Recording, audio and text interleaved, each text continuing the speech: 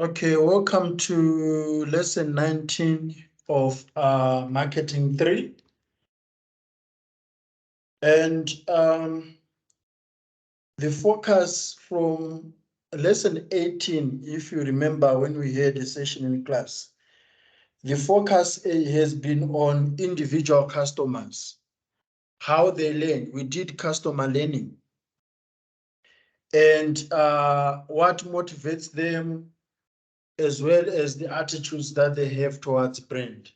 So just as a recap, remember we spoke about customer learning, we spoke about the nature of learning, we spoke about the elements of learning,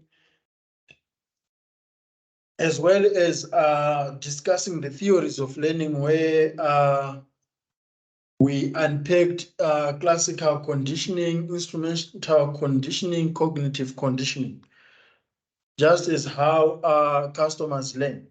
So with this lesson, we are going to be focusing on what motivates customers. We are going to look at the nature of motives. We are going to be able to explain the process of arousal of needs at the end of this lesson.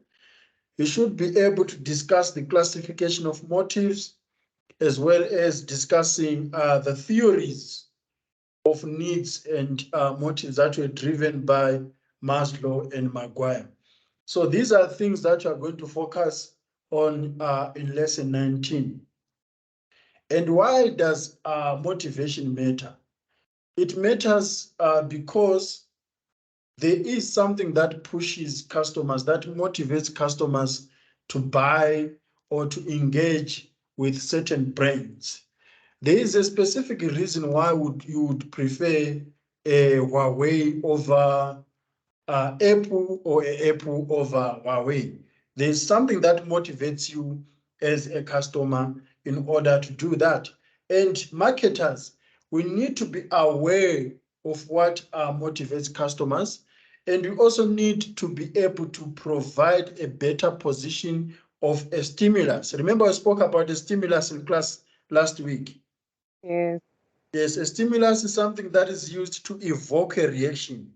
So what is it that we can use to better position the brand and motivate customers to love us, motivate customers to come back and buy more, motivate customers to refer others to us, or motivate customers to have better reviews about us? So you realize that a stimulus is not only used in learning, it can also used in motivation.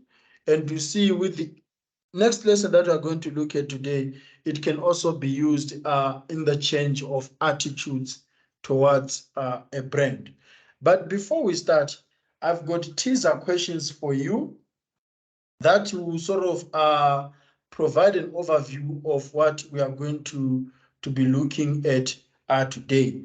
But before we go to these teaser questions, these are the terms that you are going to be looking at throughout the lesson. So you come across the term customer motivation, need arousal, self-actualization, want, need, stimulus. All these, I think we have touched on them before. Which word here do you think, which concept here do you think it's more strange or new to you? I think need arousal. Okay. All right. We are going to talk about that in detail during the lesson. But as I've always told you guys, that most of the concepts that we come across in relationships or in intimacy are the same things that we use when it comes to marketing, because we engage with customers. We form a relationship with customers. We need to sort of seduce them. We need to be in love with them. So realize, for example, the word arousal, we come across it more in romance. Am I right? Yes. Okay. So what motivates you as a customer to buy something at the shops? For me, it would be maybe I've used the product before, or maybe someone Okay. recommended the product to me, or maybe the salesperson is trying to sell the product to me. Okay. And what about a product that you've never used before? What is it that would push you to say, I'm going to buy this, or I'm going to get this, or I'm going to reach out to this company? Like I said, maybe recommendation, or Mm-hmm. I don't know. Yeah. Okay. So do you think need arousal is effective as a motivation technique in marketing? Mm, Just I, think about the word need and arousal, since we yeah, haven't discussed the concept yet. yeah. I think so because you wouldn't necessarily buy something that you don't need, I guess. Mm-hmm.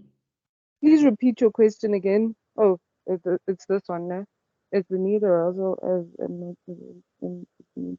Is need arousal effective? Is a need arousal an effective motivation technique in marketing? So what about a typo then? Yes, I think it is. Okay. Can you Yeah. motivate that? Um, okay. When So you're here at, I'm asking from a brand point of view. So we know people have got basic needs, right? yeah, And we spoke about the basic needs at the beginning of the year. So do you think brands must do something to entice people to love the needs that they are actually well aware of? yeah, Okay. All right. Is some of the things that we need to discuss. For example, if people cannot survive without clothing, if people cannot survive without food, they already know that they need food. They already know that they need clothing. They already know that they need education. Why yeah. must we use a stimulus to get to them when they already know that they need these things? Good question. For more sales, I guess. Okay. Yeah, All right. That makes sense because you've got a company that sells water, still water, and yeah, people need to drink water. Why would it entice people to buy from them? So in most cases, yes, for sales, also to have a good relationship with consumers. Remember, you need to know that you are not the only one in the industry, and in order to compete effectively.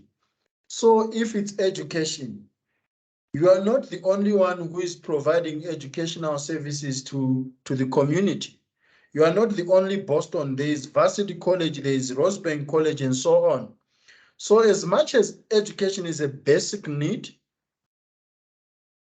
customers or potential students are going to have more options to get that basic need. So if you do not use a technique of need arousal, you end up not having prospective students. They'll always go to other academic service providers who are positioning themselves better than you are doing. I don't know if you now get the answer to this question. yes, I do. Okay. Can I also ask something before we move on? All right. So with the concept of need arousal, can you also, is it also like maybe when a salesperson is trying to sell you a product that you don't need, but making you think that you need it? Can it Yes, be yes, that? definitely. Definitely. That's also true. Yes. They always do that. You can go to the shops window shopping, you know. All of a sudden you come across someone who has got a good charisma. They are arousing a dead need in you, something that you haven't seen its need in your life, and they sell it to you. They are selling that product, and you end up liking it and you end up buying it. So that's also a need arouser. Okay. I agree with you on that one. I actually didn't think about it. Thank you for that. All right. So consumer motivation is an internal state that drives people to identify and buy products or services that fulfill conscious and subconscious needs or desires. So this happens internally in your mind, you know. Of course, there are factors that will affect that internal decision. But at the end of the day, you consider all those factors and digest them in your mind, you know. If you want that certain cloth, or if you want that certain phone, or if you want that certain food, you can come across many information about it, you know, be it from your grandparents or be it from wherever you are reading about that information. But at the end of the day, it's going to be an internal process that will convince you either to buy it or not to buy it. So, as the driving force within individuals that impels them to action, motivation is produced by a state of tension that exists as the result of an unfulfilled need, and the way to relieve this stress is to fulfill that need. Think about when you want something so badly and you are so broke. Don't you have that mental state tension? Yes.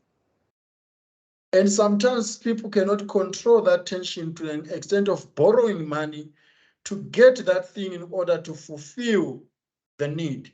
Some can even end up having some social issues such as, you know, getting money from mashonisa or being in debt. But those are some of the negative aspects that we can always look at when people want something so badly to an extent that they are broke and they've got so much motivation to get that thing and they do not have enough funds for it.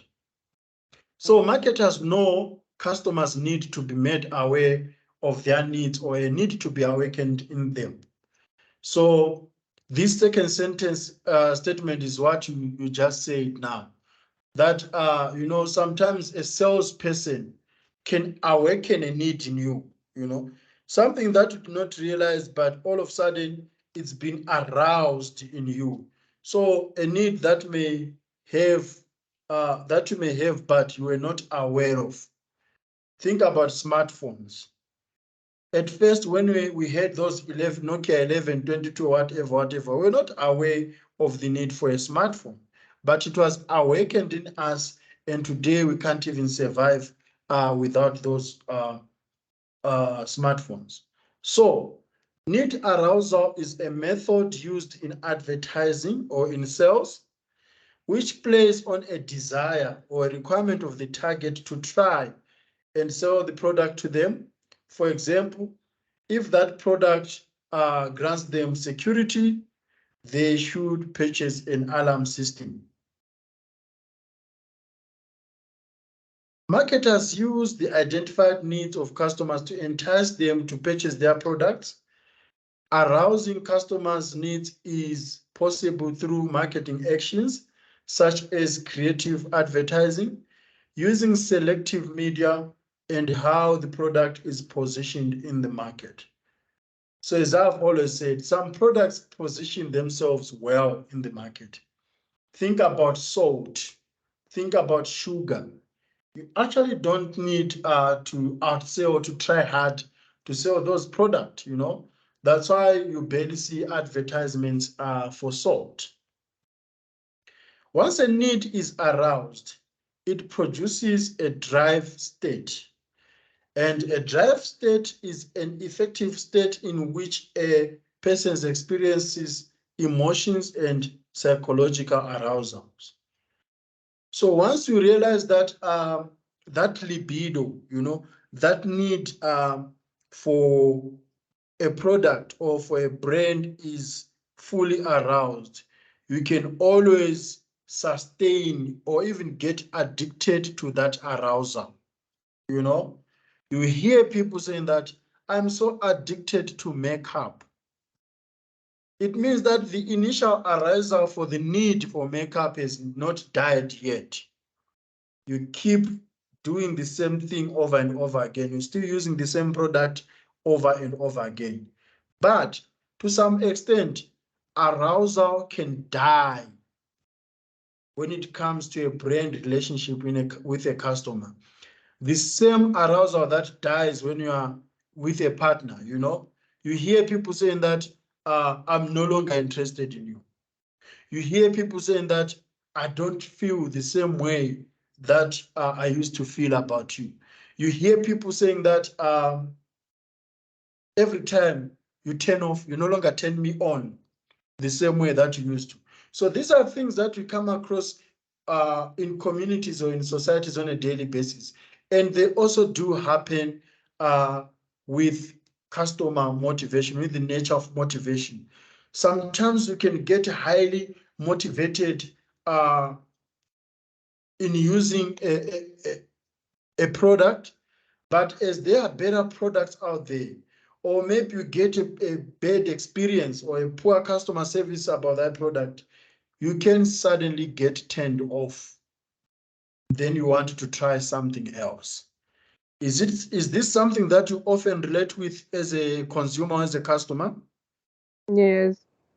Okay. At least we are talking about something that we are more familiar with. Yes. So we can also classify motives. There are three particular useful approaches to understanding and classifying customer motivation. There are many. These are just the particular ones that I'd like to discuss with you. So we've got the Maslow's motive hierarchy. So this is a theory designed to account for most human behavior in general terms. So Maslow's theory puts forward that people are motivated by 5 basic categories of needs. You've got physiological needs, you've got safety needs, you've got love needs, you've got esteem, and you have self-actualization. And these needs are actually laid out in a pyramid, like a triangle. So based on this theory, the higher the needs in the hierarchy only emerge once people are of the opinion that the previous need has been sufficiently satisfied. I know there are some people who try by all means to oppose the Maslow's hierarchy of needs. I'm going to show you a diagram in the next slides about the Maslow's needs. You'd hear people saying that I don't need love. I feel like they're lying. Maybe it's because of the experience that they had with love before and they actually feel that they don't need love. But if it wasn't that bad experience that they had with love before, they would still need love today. I don't know if you get what I mean. Yes, I do. So I used to have this problem in high school. When some of my colleagues, could not write their homeworks on time, they could not do what we asked to do. So whenever I do that, they would try to encourage me not to submit that assignment so that at least everyone in class would appear as if didn't do an assignment. So, and I'll tell them that, no, I'm going to submit this assignment because I did it. And they'll be like, no, ufuna ukuthandwa. I don't know if you get that. Yes. Like you're doing all this so that you want to be a favorite person. You want to Yes. be loved. Then I would ask them, who wants to be hated?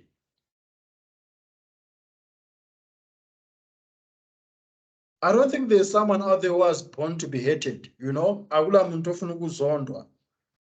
So at the end of the day, one or the other, we need love, we need warmth, we need comfort. Be it not relational love or love in terms of romance or intimacy or sex, at the end of the day, we need that warmth, right? Yes. Okay. So this hierarchy of needs can be achieved on several levels. I'm going to show you a video that actually describes or illustrates the Maslow's hierarchy of needs. Then we've got the Maguire's psychological motives. This uses fairly detailed set of motives to account for a limited range of customer behavior, such as the needs for consistency. A basic human desire is to have all the facets or parts with one another. So these facets includes attitudes, opinions, and self-image. So for you as an individual, there's something that you stand for in community or in your existence. And sometimes you need to express what you stand for in terms of your attitudes towards others or attitude towards yourself, the opinions that you have, and the self-image. And these can always be highlighted by the products that you consume, the place where you live, the places where you hang out, the kind of people that you associate with, the clothing that you wear, your qualifications, and so forth.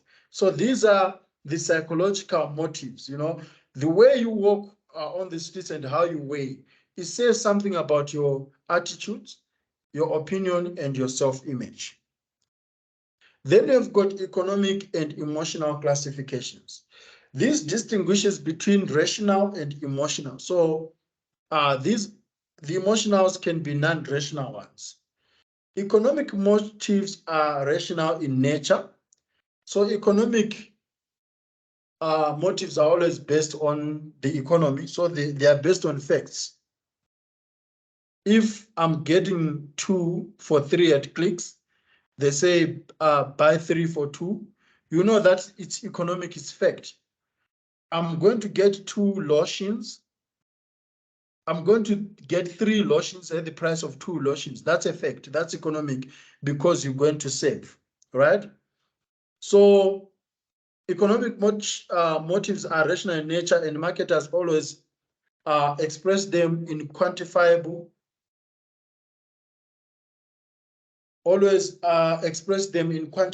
terms. For example, buy now and save 25%, or for this week only.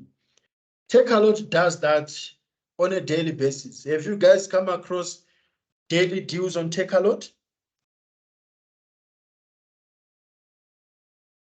I don't really use Take a lot.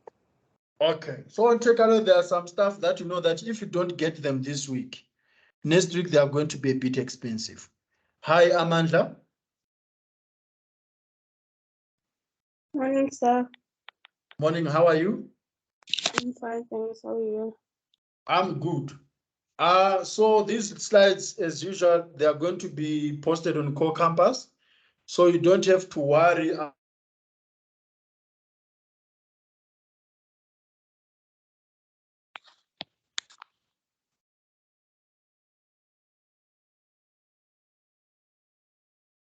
I'm not sure if you can hear me, but I can't hear anything. I think it's network.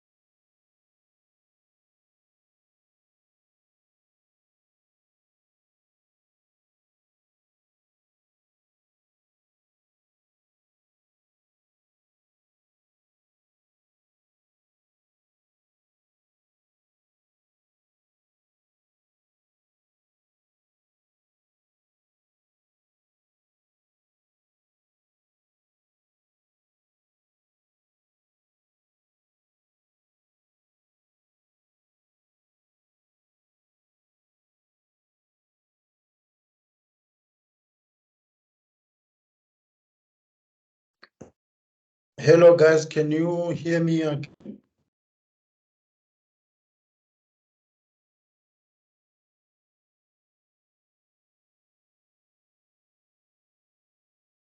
Amanda, can you hear me?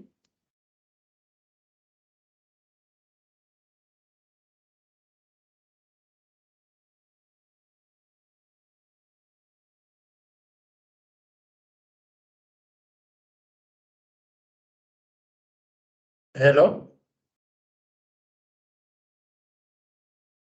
All right, I'm going to continue from where we were. So I was talking about the economic and emotional classification as a motive. So they can also be expressed in less specific terms. For example, suit your family, suit your pocket, as in some car advertisements. The emotional motives in customer decision making include the social and ego motives of Maslow and Maguire. So that's the diagram. So this is the diagram of the Maslow's hierarchy of needs. As you can see, at safety, we always look at the things that will sort of secure our lives, be it in form of security, in form of shelter, in form of protection. Then physiological needs, you've got these tangible basic needs such as water, sleep, and food. Then you've got low level needs.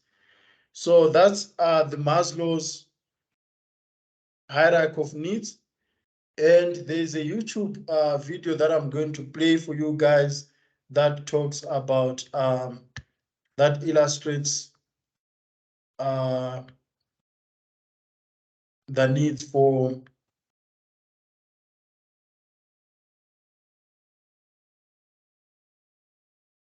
Let me quickly share it.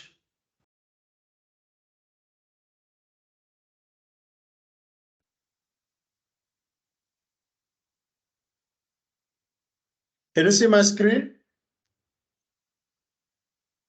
Yes. Okay.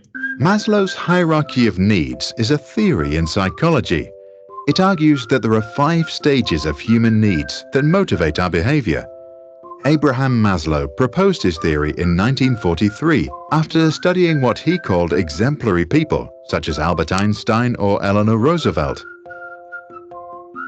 First, there are physiological needs, such as the need to breathe, eat, drink, or sleep. The moment we get enough of that and we feel awake and our bellies are full, we get motivated by the next thing. Now we want safety. We try to earn money, build up resources, and look for shelter that protects us against dangers. Once we are satisfied and feel safe, we have time to think about what we want next. At stage 3, we seek love and belonging. We desire to be close to family and friends, belong to a society, or join a gang. But the moment we feel completely part of a group, we already wish to be a little different than the rest. At stage 4, we look for esteem, self-confidence, and respect from our peers. We want to be someone. If we have money, we buy a fancy watch. If we have a brain, we write or think or work a lot. Motivation to perform and compete is now at its highest. Students, sportsmen, and inventors excel. Neil Armstrong even flew to the moon. Only if we breathe and drink and eat and sleep enough, and we feel safe and part of a group and still special, only then can we reach level 5, self-actualization. Now we can relax, be creative, accept facts for what they are, give back or do whatever we want. No more pressure, unless of course there is trouble below. If you are a leader and believe in the theory, use it. First, make sure everyone has eaten well. Then make them feel safe and help them belong to a group. Once they feel they belong, they are ready to stand out and excel.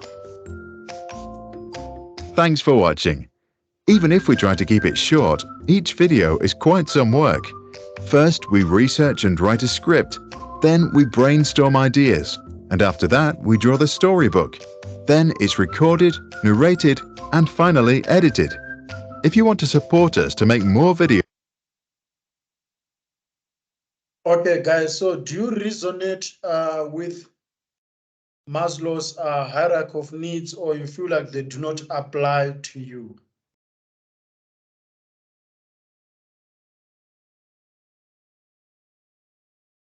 I think it applies. Okay. Because some people they'll be like, I don't need shelter because of X, Y, Z. So as long as you have got a strong motivation for why I would say some of the hierarchies don't apply. But I think once you have got everything, once you've got the basic needs, once you are comfortable with your life, that's when you can get creative. But it's something that can also be debated because especially in developing countries, we never reach our full potential because of unemployment and all the things that we struggle to get as a result of limited funds or limited resources. So in this day and age, it is becoming more and more difficult to identify what motivates customers to buy certain products or make them react in a certain way. Motives inspire everything we do and all the decisions we make. And it is important for marketers to be aware of the things that motivate customers. Customer motivation can be defined as an internal state that compels or drives people to identify, select, and buy products or services that fulfill both their conscious and subconscious needs and desires. Looking at this from a marketing perspective, we need to acknowledge that people are usually not fully aware of the forces that drive them towards some products and away from others. Often these choices are influenced by people's values, their priorities, and beliefs about the world. It is the task of the marketer to identify what their needs are and what motivates them to do certain things. Understanding customer motivation can mean the difference between a successful campaign and a waste of time and money at the end of the day.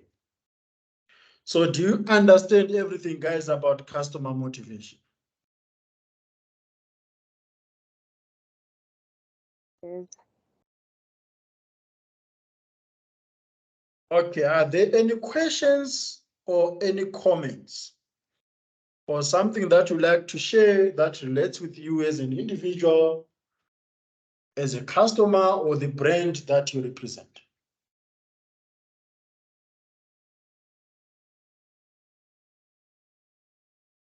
Okay, so now we move on to psychographics and lifestyle.